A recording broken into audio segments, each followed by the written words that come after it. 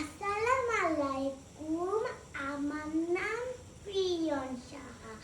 আমি একটি কবিতা বলবো। কবিতাটির নাম আমাদের ছোট নদী।